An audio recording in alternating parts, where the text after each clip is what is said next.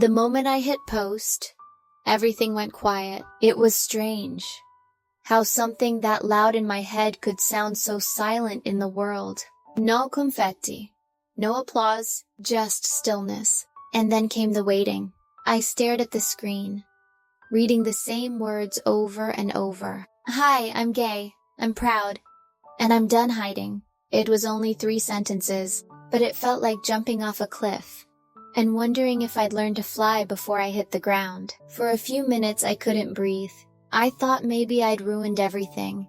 But what I didn't know yet was that I'd just begun the most honest week of my life. Before that post, I lived in almosts. I'd almost told my mom, almost introduced my girlfriend for who she really was, almost said the words out loud when people joked about dating.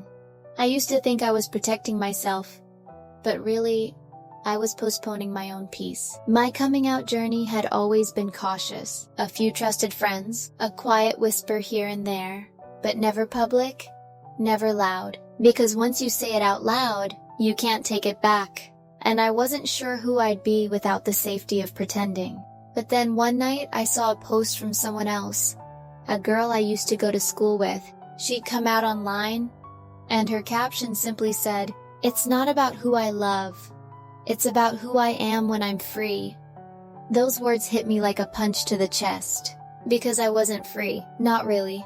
And that night I wrote my own post. Then rewrote it. Then deleted it. Then rewrote it again. And finally, after hours of bargaining with my fear, I pressed share. It was done.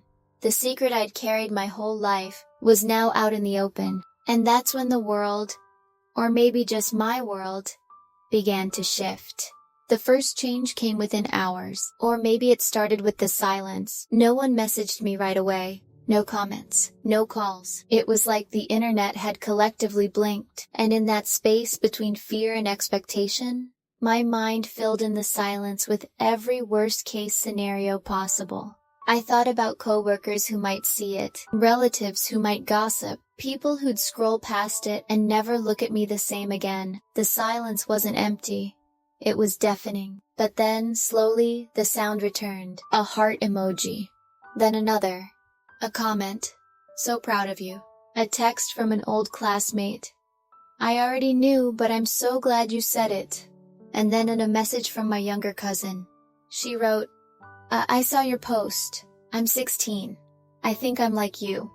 I froze, because that was the first time I realized what visibility really means.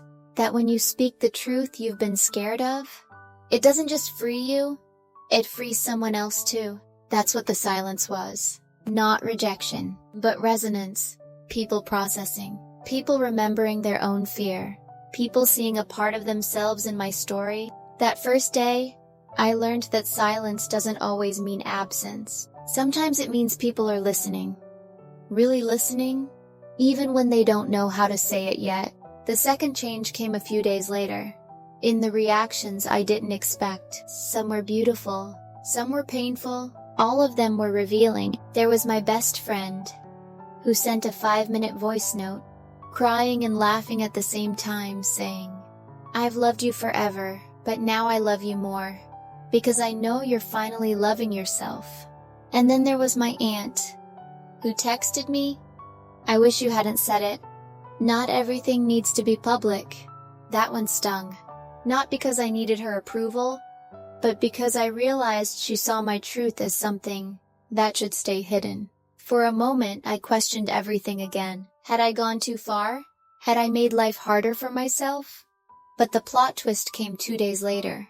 In the most unexpected form. My dad called. He's never been one for emotional conversations. He usually sticks to safe topics. Work, dinner, weather.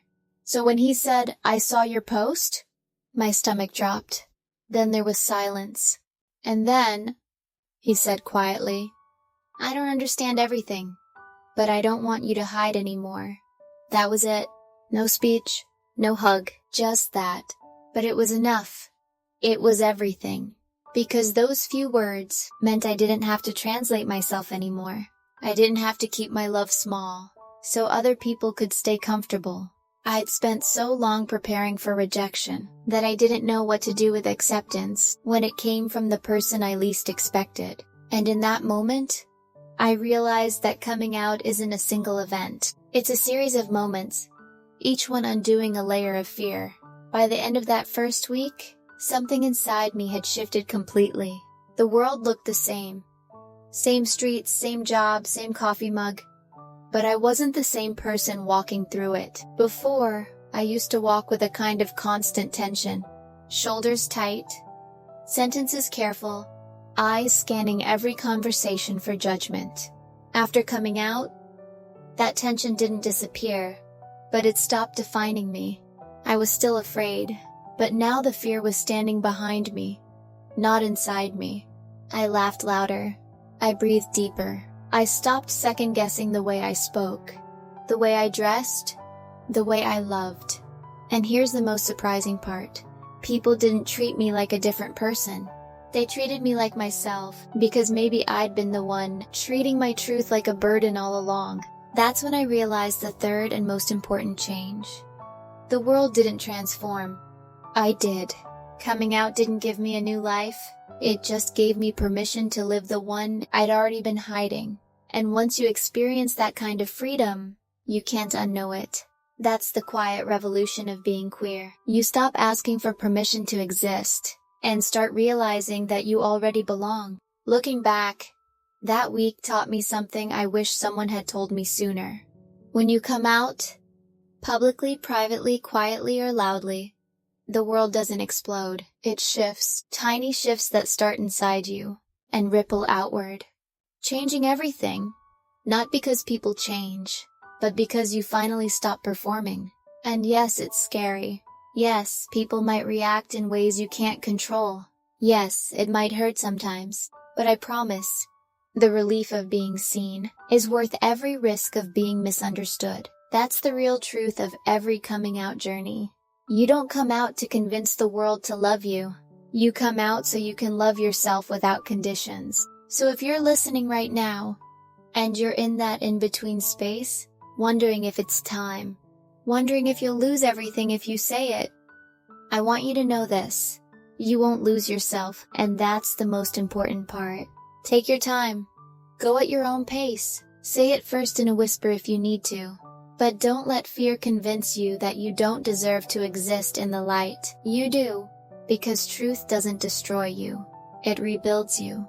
If this story reached you, if it reminded you of your own journey, or if you're standing at the edge of your truth, leave me a comment. You don't have to write your whole story. You can just say, "I'm getting there," and I'll know exactly what that means. And if you want to be part of a space where lesbian stories, queer voices, and coming out journeys are honored and celebrated, subscribe. Stay. You belong here.